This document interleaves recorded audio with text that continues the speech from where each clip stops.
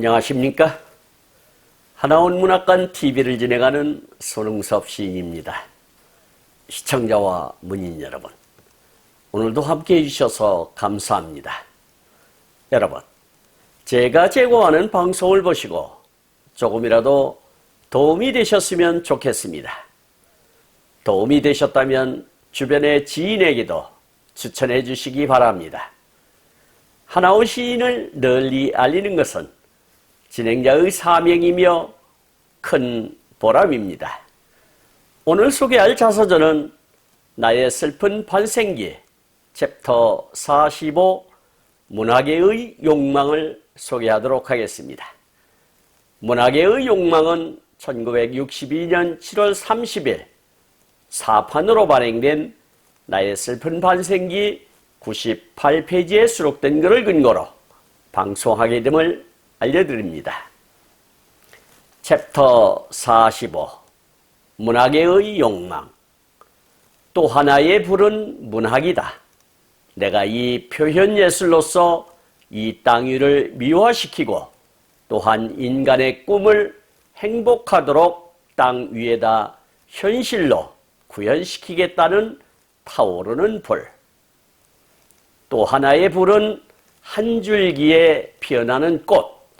이 꽃을 보고 내가 살아가는 기쁨, 구름이 떠가며 흩어지는 것, 한 마리의 새가 우짖는 소리, 몇만 년 유구히 흘러가는 한 줄기 강물을 보면서 보람있는 자꾸만 희열을 느껴지는 것, 또 남자와 여자가 유별한 것과 또한 이 남녀가 빚어내는 희노애락이 모두가 꽃같이 애절한 것, 살아야 할 생명이 살아가는 생에 대한 인식을 발전시켜 가는 기쁨에 불타오르는 불. 이 삼중에 불타오르는 불에 대한 열애가 나의 병신과 현실 사회와의 어그러진 괴리에 통일할 수 없는 불통일을 원통하는 것이다. 그러나 오히려 영원의 나라의 사람으로 또한 아름다움으로 맺어지며 승화하는 것 같은 느낌으로 나를 황홀케 하는 것이다. 비가 그친다. 몇 달이나 계속해서 내리던 장마가 맑게 개인다. 얼마나 기쁜 일이냐. 무슨 중병을 치르고 난 경쾌한 기분이다. 소련이 일본에 대하여 선전포고를 하였다는 보도가 벼락같이 요란하게 강향이 전해지는 것이다. 세계에서 물량을 자랑하는 강국인 미, 영과 또한 소비에트 러시아를 상대로 싸우는 것은 그야말로 전 세계를 적으로 하여 싸우는 것이니 세계를 호령하려던 대일본 제국이 제 아무리 굳세고 무적이라 할지언정 그 결과는 극히 짧은 시간이 심판할 것이 명확관한 일이 아닌가. 대일본이라고 자랑하던 일본이 죽음의 임종에 가까운 단말마의 아우성으로 통곡을 할 때가 온 것이다. 골방 생활도 하늘이 푸른 일요일이며 삼천리 반도 조국 땅이 만약 전장터가 되면은 나는 어떻게 하여야 하는가 불안에 앞이 캄캄하여진다 라고 챕터 45를 마감 짓고 있습니다. 시청하면서 혹 고개를 갸우뚱하는 문장이나 단어가 있었나요? 조금 더 깊이 살펴보는 시간을 가져보겠습니다. 첫 번째 단원을 보도록 하겠습니다. 또 하나의 불은 문학이다. 내가 이 표현예술로서 이 땅 위를 미화시키고 또한 인간의 꿈을 행복하도록 땅 위에다 현실로 구현시키겠다는 타오르는 불이라고 챕터 45를 열고 있는데요. 종전 챕터에서 방송한 것처럼 하운에게는 세 가지의 타오르는 불이 있는데 그 첫째는 아리라치가는 이혜경을 사랑하는 것이고 두 번째가 문학이라고 고백하고 있습니다. 하우는 이리 농림학교 재학 시절부터 외국 번역소설을 많이 읽었으며 문학에 큰 관심을 갖고 단편소설을 써 조광이나 삼천리라는 잡지에 투고를 한 적이 있었습니다. 그로 인한 영향이 아니었을까 추측해 봅니다. 문학을 통해 자기의 이성을 실현해 보겠다는 의지가 엿보입니다. 여기서 문학이라고 하는 것은 사상이나 감정을 상상의 힘을 빌려 언어로 표현한 예술이라 할 수 있겠습니다. 그리고 표현 예술이라고 하는 것은 여러 가지 방법으로 표현하는 예술의 분야를 뜻하는 말이 되겠고, 미화라고 하는 것은 아름답게 꾸밈을 뜻하는 말이 되겠습니다. 그리고 구현이라고 하는 것은 구체적인 모습으로 뚜렷이 나타나게 함을 뜻하는 말이 되겠습니다. 다음 단원을 보도록 하겠습니다.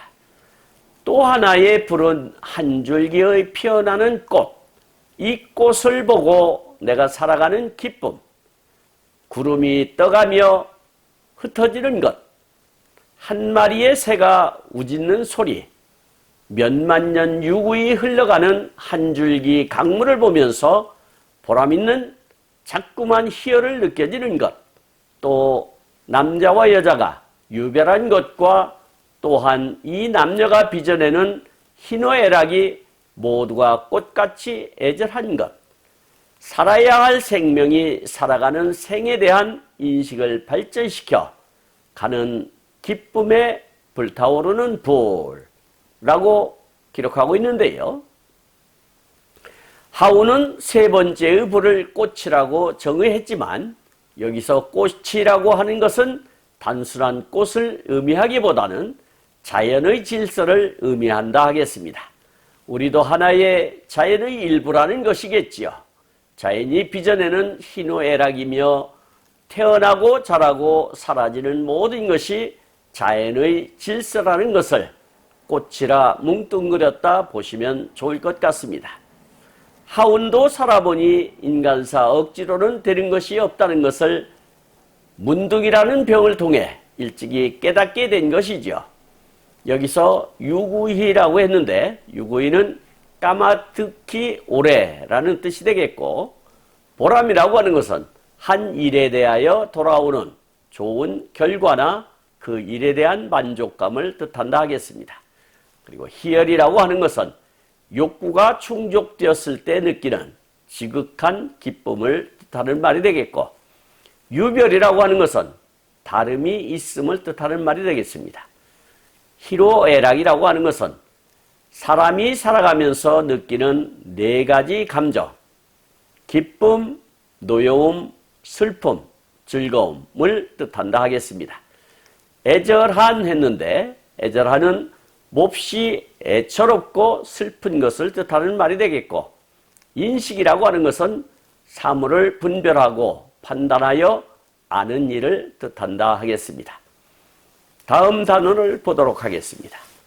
이 삼중의 불타오르는 불에 대한 열애가 나의 병신과 현실 사이와의 어그러진 괴리에 통일할 수 없는 불통일을 원통하는 것이다.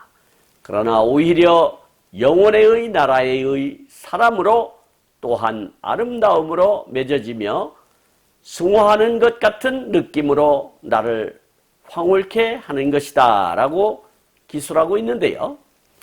이러한 세 가지의 불이 사회로부터 외면당하고 짐승받도 못한 취급을 받는 자신과 현실과의 커다란 장벽을 느끼는 것과 일치시킬 수는 없지만, 그러나 이러한 세 가지의 불이 자신을 영생의 길로 안내하는 길이라는 것을 생각하며 또한 그렇게 수고하는 것 같은 느낌에 황홀하기까지 하다는 솔직한 속내를 드러내고 있습니다. 이러한 긍정적 사고는 하운을 단단한 반석 위에 올려놓는 커다란 에너지가 아니었을까 유추해 봅니다. 여기서 계리라고 하는 것은 서로 어그러져 동떨어짐을 뜻하는 말이 되겠고, 원통이라고 하는 것은 몹시 억울하여 가슴이 아픔을 뜻하는 말이 되겠습니다. 그리고 영원이라고 하는 것은 어떤 상태가 끝없이 이어짐을 뜻하는 말이 되겠고, 승화라고 하는 것은 어떤 현상이 한 단계 더 높은 영역으로 발전함을 뜻하는 말이 되겠습니다. 황홀케 했는데, 황홀케는 아름다운 3월달에 매혹되어 마음이 달뜨고 몽롱케 함을 뜻하는 말이 되겠습니다. 다음 단원을 보도록 하겠습니다. 비가 그친다. 몇 달이나 계속해서 내리던 장마가 맑게 개인다. 얼마나 기쁜 일이냐. 무슨 중병을 치르고 난 경쾌한 기분이다. 소련이 일본에 대하여 선전포고를 하였다는 보도가 벼락같이 요란하게 강향이 전해지는 것이다 라고 수리하고 있는데요. 지루한 장마도 끝나는가 봅니다. 몇 달간 계속되는 장마로 인하여 마음까지도 우울했는데 하늘이 거치고 쨍하고 해가 뜨니 마음까지도 홀갑을 했나 봅니다. 정상인도 그러할진데 하운처럼 악취를 동반한 미라의 모습으로 축축한 골방에서 해방되었으니 얼마나 마음만이라도 날아갈 듯 좋았을까요? 이 기분은 생각하고 말고 할 것도 없는 당연한 현상이죠. 더하여 소련이 일본에게 선전포고를 하고 나섰으니 패색이 짙은 일본으로서는 난감했을 것이고, 이는 우리의 독립이 가까워졌다는 청신호가 아닐까 싶어 더 기뻤겠지요. 여기서 중병이라고 하는 것은 목숨이 위험할 만큼 상태가 아주 심한 병을 뜻한다 하겠고, 경쾌한 했는데 경쾌한은 기분이 좋을 정도로 시원하고 멋들어진 상태를 이야기한다 하겠습니다. 그리고 기분이라고 하는 것은 쾌, 불쾌 등의 감정을 느끼는 상태를 이른다 하겠습니다. 그리고 소련이라고 하는 것은 소비에트 사회주의 공화국 연방이며 USSR로 줄여 부른다 하겠습니다. 1917년 10월 혁명으로 소비에트 정부가 성립되고 볼셰비키가 정권을 차지한 후 러시아 소비에트 연방 사회주의 국가가 탄생했다 하겠습니다. 1985년 고르바초프의 페레스트로이카는 동독, 서독이 통일에 영향을 미쳤고 동유럽 각국은 소련의 영향권에서 점차적으로 벗어나 시장 경제를 지향하게 되었습니다. 1991년에 연방공화국들이 소련에서 탈퇴하여 소비에트 연방이 해체되었다 하겠습니다. 그리고 선전포고라고 하는 것은 상대국과 전쟁을 시작한다는 뜻을 정식으로 선언하고 공포함을 이르는 말이 되겠습니다. 그리고 보도라고 하는 것은 신문이나 방송으로 나라 안팎에 새로운 소식을 일반에게 널리 알리는 것을 뜻한다 하겠습니다. 그리고 강향이라고 하는 것은 강력하게 들려오는 소리라는 뜻으로 소문 또는 보도 소식을 뜻한다 하겠습니다.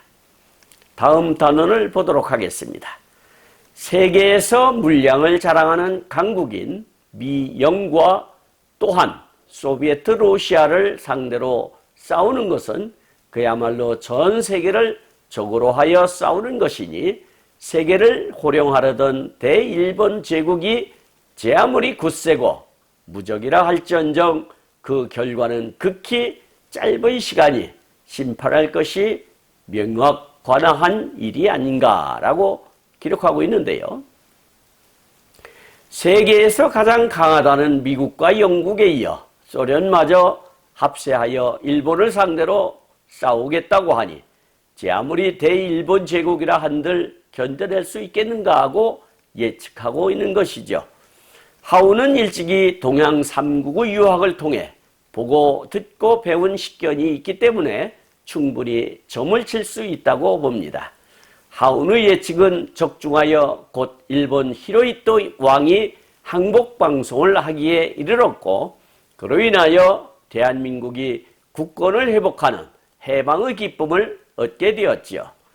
여기서 물량이라고 하는 것은 물건의 분량을 이야기한다 하겠고, 강국이라고 하는 것은 정치나 경제, 군사 방면에서 국력이 뛰어나 국제사회에서 우위를 차지하는 나라를 뜻한다 하겠습니다. 그리고 소비에트 러시아라고 하는 것은 노동자, 농민, 병사의 대표자로 구성되는 소련의 평의회를 이르는 말이 되겠고, 러시아라고 하는 것은 소련을 구성했던 공화국의 하나로 현재 독립국가연합 CIS를 주도하는 연방공화국 다당제로 최고 권력자는 대통령이라 할 수 있겠습니다. 수도는 모스크바로 국민의 80%는 러시아인이라 할 수 있겠습니다. 그리고 적이라고 하는 것은 싸움의 상대자를 이르는 말이 되겠고, 호령이라고 하는 것은 부하나 동물 따위를 지휘하여 명령함을 뜻하는 말이 되겠습니다. 그리고 대일본 제국이라고 하는 것은 1868년 1월 3일을 시작으로 보는 것은 국제 세계관이고, 일본 내에서는 1889년 메이지 22년을 황국의 시대로 문헌 정리가 되어 있으며, 아시아의 작은 섬나라 일본이 자신들의 문화 전반을 이전시켰던 중국과 한국의 문화 영향력을 넘어 탈아시아 국가론을 성립시키고, 그것을 기반으로 국가력을 하나로 통일시켜 확장시킨 방법이 대일본 제국이라 할 수 있겠습니다. 그리고 무적이라고 하는 것은 겨루거나 상대할 만한 적수가 없음을 뜻하는 말이 되겠고, 심판이라고 하는 것은 어떤 일이나 상황, 문제 따위를 자세히 조사하여 잘잘못을 밝힘을 뜻한다 하겠습니다. 그리고 명약, 관화라고 하는 것은 불을 보는 것처럼 분명하고 뻔함을 이르는 말이 되겠습니다. 마지막 단원을 보도록 하겠습니다.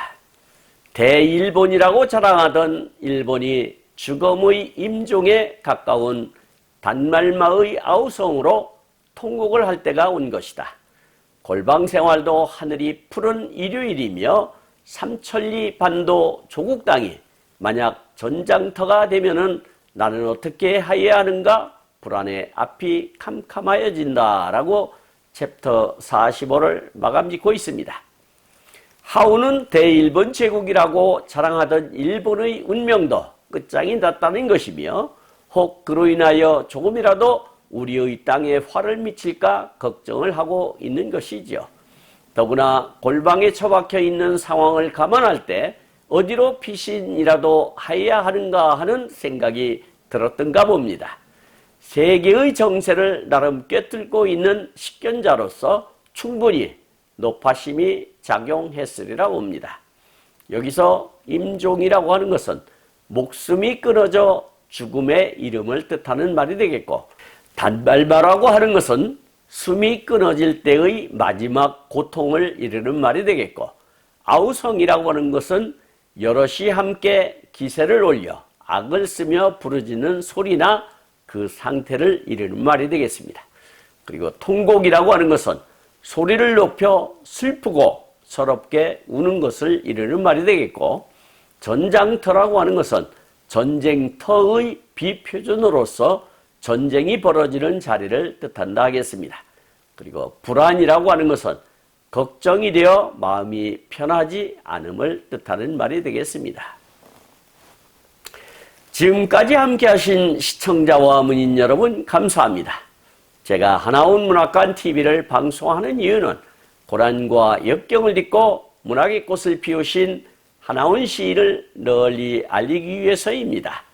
여러분의 주변이나 하나온 시인에 관심 있으신 분께서는 인터넷 포털 다음의 카페에서 하나온 문학관을 검색하여 가입하시면 고 하나온 시인에 대한 다양한 자료를 접할 수 있으며 많은 시인과 문학활동을 함께할 수 있습니다.